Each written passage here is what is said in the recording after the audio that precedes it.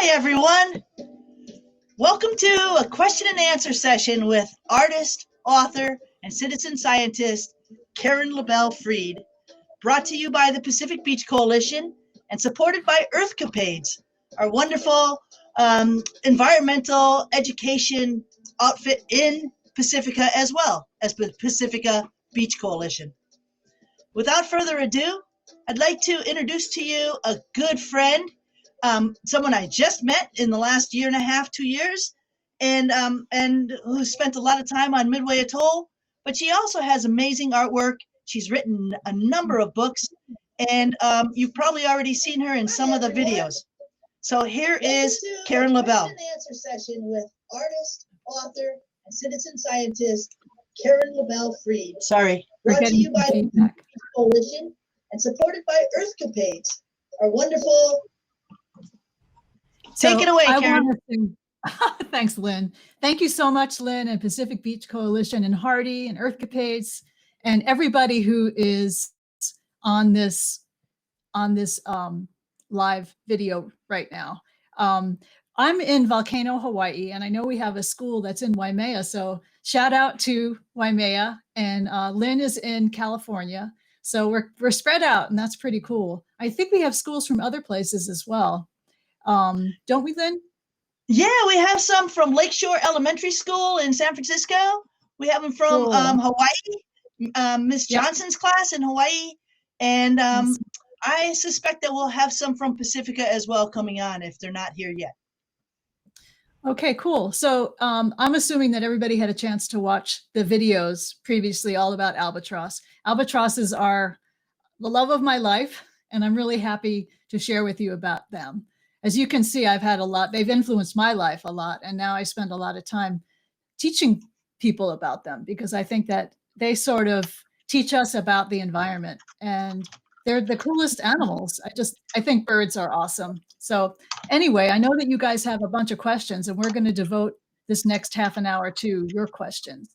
So I know that some of the questions were submitted early, which was really helpful, and thank you. And Lynn, you're getting probably some questions in the chat right now. So why don't we just jump right in? We'll jump right in, and please go ahead and ask your questions. And thank you. Thanks for coming. Oh, there's a school here from Florida, I understand. So, awesome. So Caren, Waimea Country School second and third graders are really wondering, do all mates have their own dance? Oh, that's a really great question. So albatross, each species has its own dance. So if you're a Laysan albatross, you're going to dance similarly to other Laysan albatrosses, and they recognize each other with the dance, and they actually choose their mate with the dance. But individual couples, they dance as other couples in their species dance. So you'll recognize a Laysan albatross dance when you see it. And in Lakeshore Elementary School we are wondering how the albatross sleeps while it is at sea. Yeah, that's amazing. I mean, imagine that. So they actually have two sides to their brains, and one side can be at rest while the other side is active. So they're able to glide and soar while they're half asleep, but still be conscious and safe. And there are other species that do that as well. Yeah. Like dolphins? Yeah. Dolphins stay awake. They stay in the water, and they have to breathe. And so one half of the brain brings them up to the water to breathe, up to the air to eat, breathe, and go back down. So amazing. Waimea School is wondering, when they are at sea for years, do they touch down on water? Yes. So they go down to the ground, to the surface of the water, and they actually are surface feeders. So they grab squid and other food from the surface of the water. They don't dive down, but they have to land on the water in order to get some food.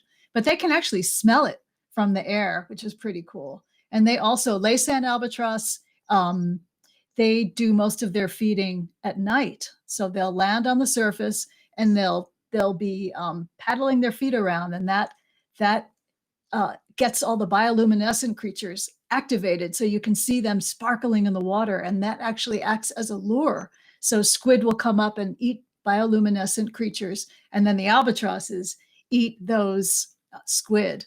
So they're fishing at night. Wow. And I know you personally saw a lot of these. Question from Waimea Country School: how big are the eggs? Oh, so the eggs are, well, I can tell you exactly how big they are. They are about 4.3 inches long and 2.7 inches wide, but they're about, if you can imagine my hand, an egg inside of my hand, it's about that big, which is pretty big.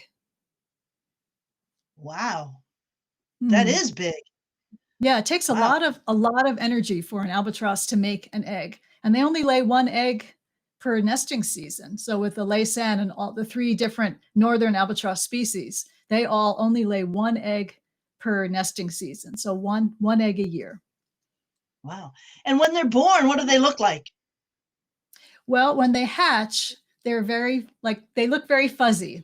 They have all of their young feathers, the fuzzy feathers to keep them warm. So those they lose those as they get older, replaced by adult feathers. Are they absolutely adorable? They are pretty adorable. I'm sure you guys saw them in the other. So a question from our school in Florida.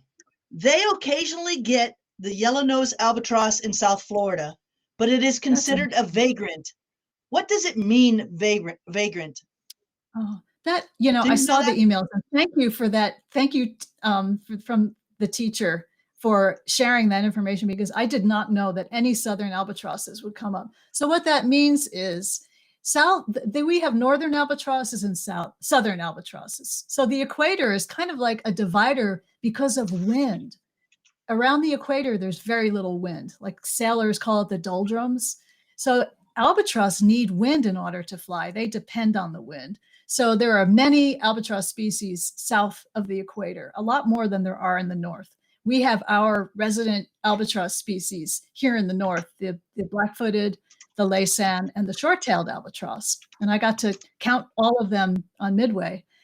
But the southern albatross species, there are many, many more, and there are a lot of much bigger ones, which is amazing. So a vagrant means it's an albatross that's unusual to see north of the equator. And somehow these albatross, the albatross that you get to see in Florida, they went over the equator and came to say hey to you guys. And it's amazing. They're beautiful. They're very cool looking. That yellow line on the bill. Awesome. Would the Laysan albatross go to the Atlantic as well? Would you see them in Florida? They would be probably considered a vagrant if they went to the Atlantic. I think anywhere where it's unusual to see an albatross. Yeah, they don't go. There used to be. I mean, there's fossil records of albatrosses, that there were albatrosses in the Atlantic. But at this point, southern Atlantic, yes, but not in the northern Atlantic. Very interesting. So are Laysan, black-footed, and the short-tailed all stay here in the Pacific area between California and Japan, basically? Yep. And they go north around the Aleutian Islands. And when I say go, they feed. They always feed. They find food where there's upwellings. So that's when cold water brings up lots of nutrients from deep down in the ocean. So they have their favorite places. Is that why we might see them if we go all the way out to the Farallon Islands? There's the shelf, and it goes up 1,000 feet, and so that would be an upwelling, and so we could see albatross off our coast if we went out that far. Yep, people do see them regularly. Mostly black-footed albatrosses off California, around San Francisco area, but you do see Laysan too. Nice. Here's a question from Melissa Gabe. Which was the first albatross? Oh, do you know? How would you know that, what the first albatross was? Do you have any idea about that? Which was the first? The first to exist? Yes, that would be. I don't know. That's a really good question. I don't I don't know. I mean, they've been around for millions of years. So, um, yeah. Interesting. How long until they hatch?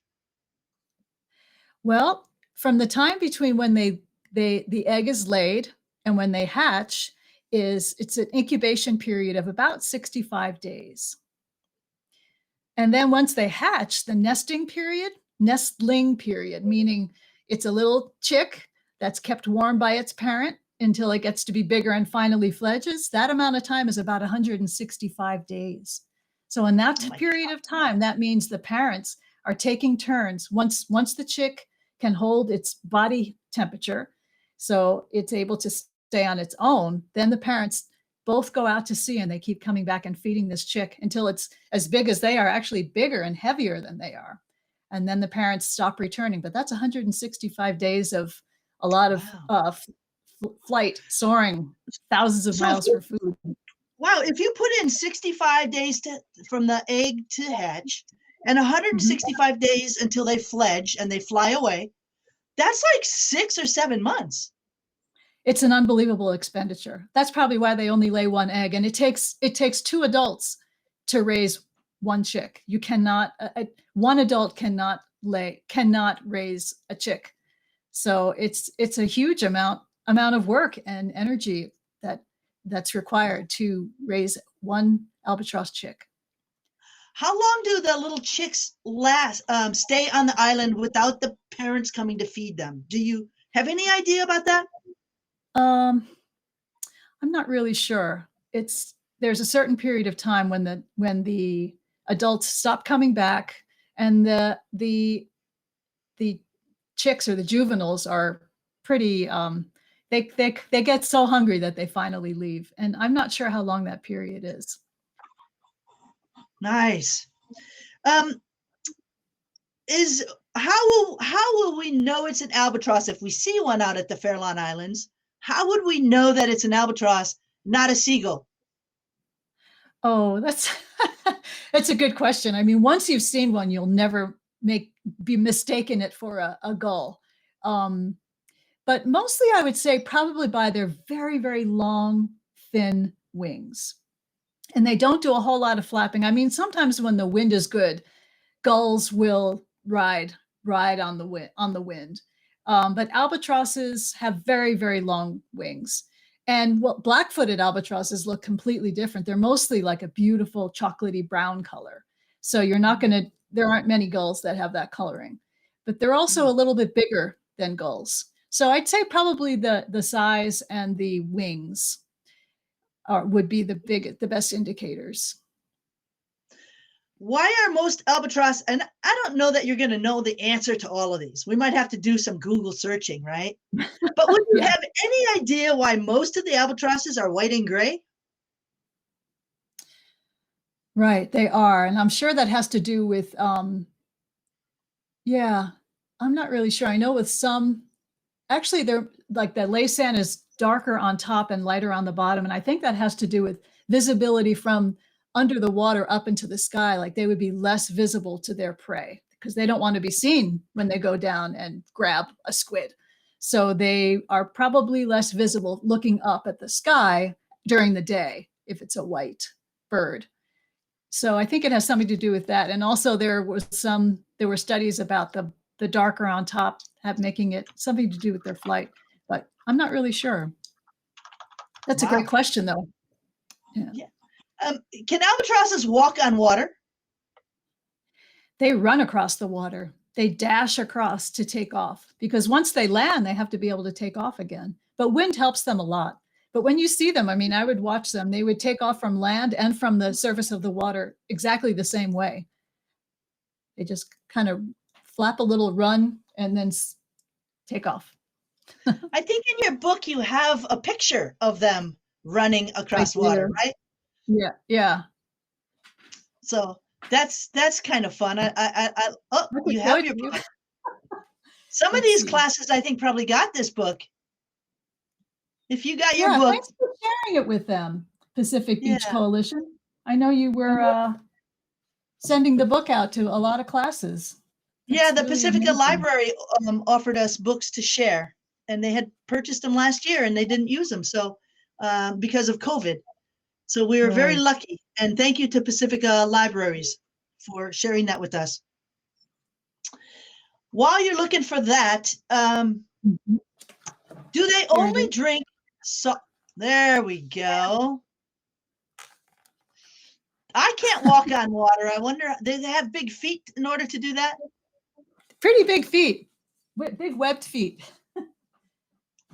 Got it. Do you know, do they only drink salt water? They do. They've adapted to drink salt water, and they have these tubes. They're called tube-nosed birds because they have tubes in their noses, so they can excrete the saline, the salt that they don't need in their bodies. So you see like this little drip coming down off of the end of their bills. So they can't drink fresh water. Actually, they have to drink salt water. So I think this is a kind of a fun question, but a little bit easy probably. Do babies fly? Oh, And how long until they can fly? they don't. So imagine it's kind of like a human baby where we don't know how to walk. It takes a little bit of time for us to develop the muscles and everything. So albatrosses are like that. When they're born, their wings are really tiny and they just have their downy feathers covering their whole bodies. And it takes a long time for those wings to develop. But boy, when they do, they are something else because they unfold them and they're so long and strong, but it does take a while for those wings to grow. So one commenter, thank you, Jim, said, we heard that during one of your talks that you ride a bike on the Midway Island when you're counting albatrosses? Yep. There are no cars on Midway. It's just we use golf carts to get our equipment around, and people that are on island use golf carts, but mostly we use bicycles to get around the island. Yep. But you walk when you count, right? And you count when everybody's spread out. You have a team all spread out and everybody's separated a little bit, and then you all count a certain direction. We do. We stand in a row, so we're within a sector. So this island is about 1 mile by 2 miles, and it's broken up into squares, sectors. And what we do is we line up in a row, and we walk in a perfect row together, and we count the albatrosses between us as we're walking. So I look to my right, and I count all of the nests that are between me and the person to my right. So we're usually standing about 5 nests apart. So just to clarify, we're counting albatross nests. So there's usually one albatross sitting on one egg, and there's another one that's off at sea getting food. And you only count that nest if it has an egg in it. Correct. So we start. And you have to do a little poking and prodding to make sure. Yeah, I mean, sometimes when you get better at it, you can kind of tell after a while when they're actually sitting on a nest, because they do practice on things that they find, like a little buoy. Sometimes you'll find two teenagers that like each other and they practice. So one will be sitting on a buoy, or there's nothing, and sometimes they lose the egg. So they could be sitting on nothing or just resting, hanging out, hoping for a mate. So there's a few reasons why they would be sitting on a nest and there would be no egg under the nest, but you begin to know. But if you don't, then you say, hold, and everybody stops, and then you go over and you kind of get them to lift up and see if there's actually an egg in there. But we use clickers, and we click. That's how we count. One clicker is for Layson, and the other clicker is for black-footed. Black-footed, so it's either black or white. And so one nest means that there's 2 parents. Correct. There has to be 2 parents. That's right. But we're only counting the nests, so we click one time for each nest. Mm-hmm. And you're right. Sometimes when people ask how many albatrosses there are on island, and when we count a nest, we have to figure, well, there's 2 adults, even though we're just counting one nest. So that's double the amount. We counted like 500,000 nests, a little more than that. So that's 1 million albatrosses for all of those nests. And then there's the ones that aren't nesting, that still are hanging around and practicing their trade, right? Yep. So you have a million nesting. Yep. And why is it a problem for these million to be all on the same island? I mean, it might be safe for them, right? But Mhm. what's the challenge to us for them to all be in one place?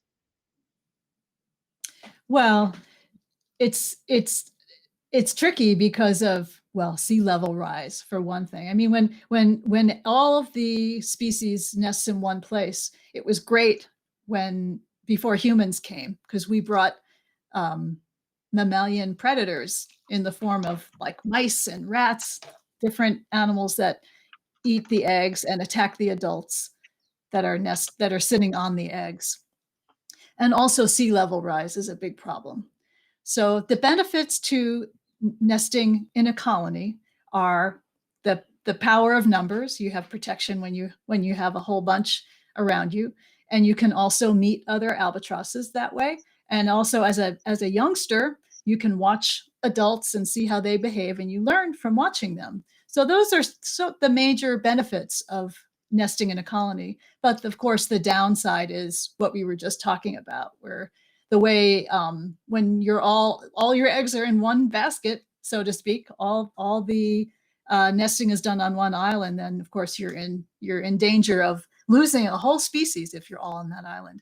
But they're starting to nest in other places, and there are translocation programs that are bringing the eggs now to the main Hawaiian Islands. I mean, we know there's there are already on Oahu naturally occurring nests, and they're bringing Pacific Rim Conservation is doing a translocation program where they're actually bringing them to James Campbell um, uh, National Wildlife Refuge, and they're coming back there. So there'll be hopefully there'll be a colony there, which is wonderful because they need other places to go because of sea level rise and the warmer oceans and the warmer air.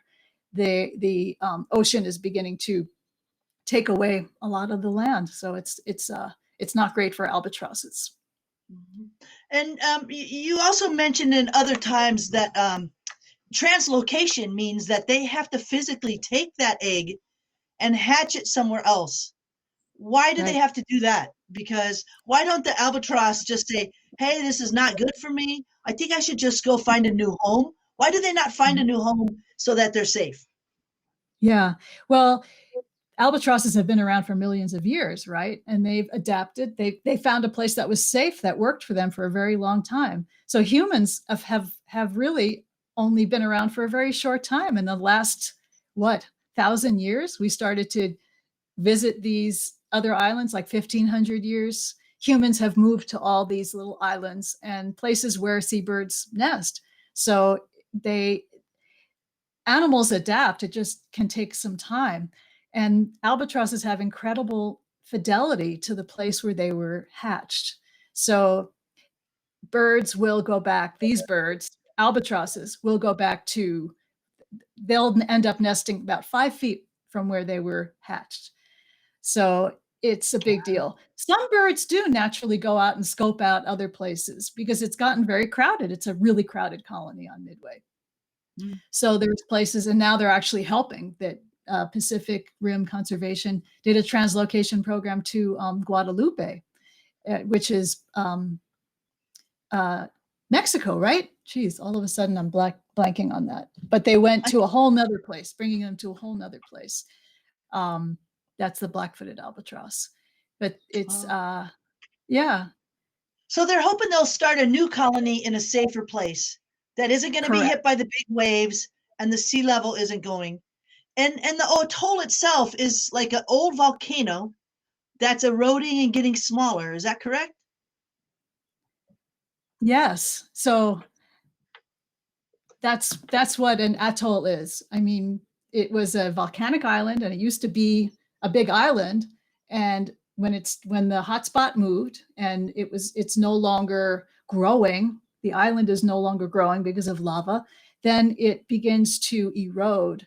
But there's also all the time a beautiful ring of coral is being formed around the edge of the island.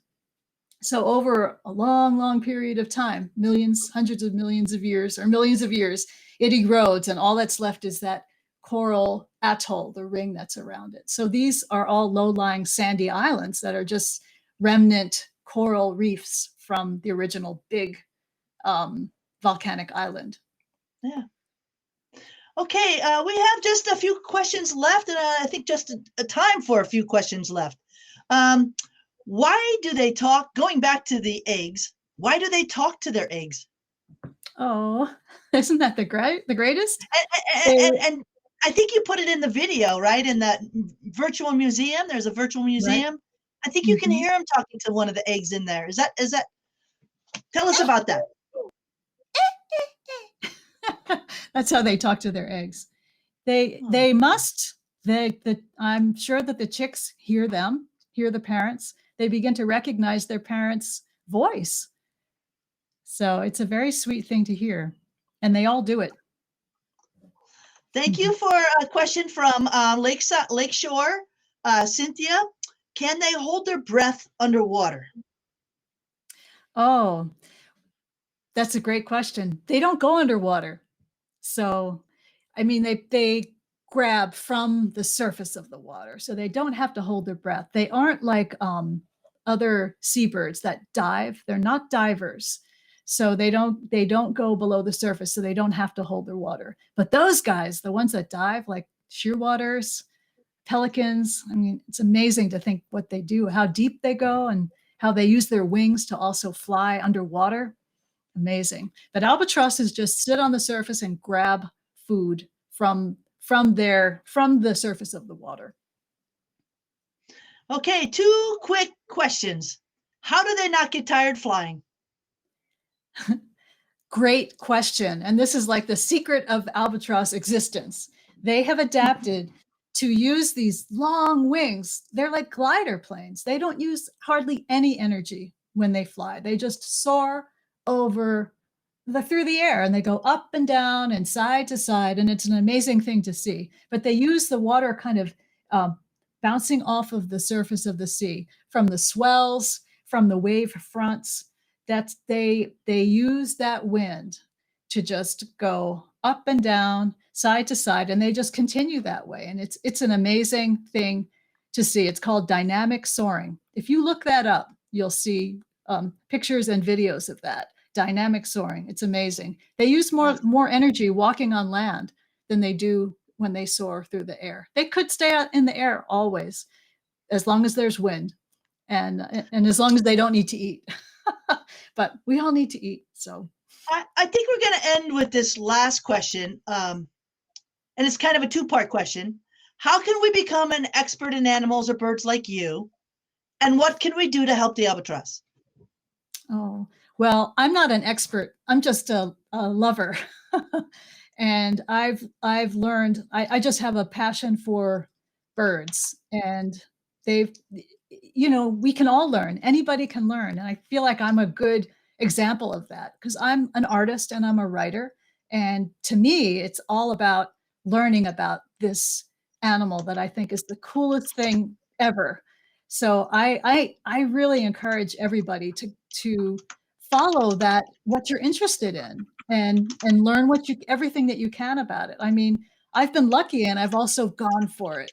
And really, everywhere that you go, you can find people. You can find people that are in conservation. You can find biologists. You find people that when you're interested and you can help them by getting the word out there, then you're doing a great service to them, because there are people that study and learn.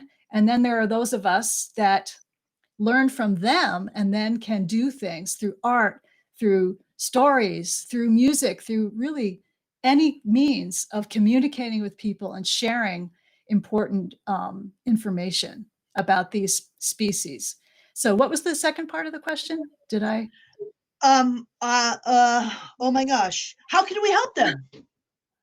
How can we help them? Well, by doing that, by learning about them, and by teaching others about them, and we can specifically do things like using less energy, walking, riding our bikes, to help with the warming of the planet, the warming of the ocean. Using less energy is really the key to that. And we can also use less plastic and stop using single-use plastic. There's no need to use plastic single-use plastic anymore and using less plastic. And that's Pacific Beach Coalition. I mean, you guys are all over that. It's amazing. Thank you for Yeah, we that. really ask people to try to do a waste-free lunch or to Yep. pick up litter, Yeah. so that the plastic doesn't go into the ocean or go into the Right. storm drain or bay. So I wear you this guys know, bracelet. Whoops. oh yeah, I got tell this us about that. bracelet is all marine debris from Midway. Midway is just full of so much plastic trash you can't even imagine. So it's like it doesn't disappear. Everything goes into the ocean and it's there. So don't use plastic. And also the long line fisheries are really a problem for seabirds. Seabirds go after the bait and then get hooked and they drown. So we have to just be careful about where we get our seafood and make sure it's caught safely for seabirds. Yeah. Well, I think, guys, that wraps up our time, and I want to thank you for joining us. But I'd also like to thank Caren for helping us to learn so much about albatross. Really, for even since last year, we've had 4 talks with you, 5 talks with you, and we have all your beautiful artwork and Oh, all of your beautiful thank you. beautiful book and that Yeah. beautiful exhibit, which I hope everybody gets a chance to Right. look at that exhibit and share it. It's only live until next Friday. After That's that, right. we've rented it until next Friday. After that, it goes to someone else.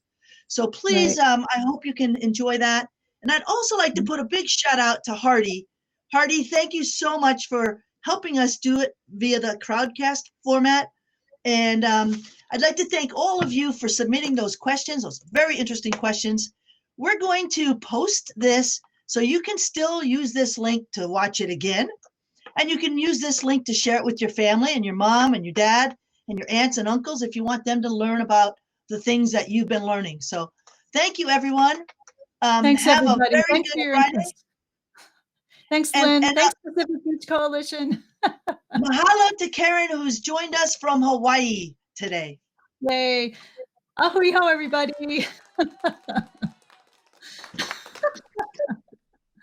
Yay.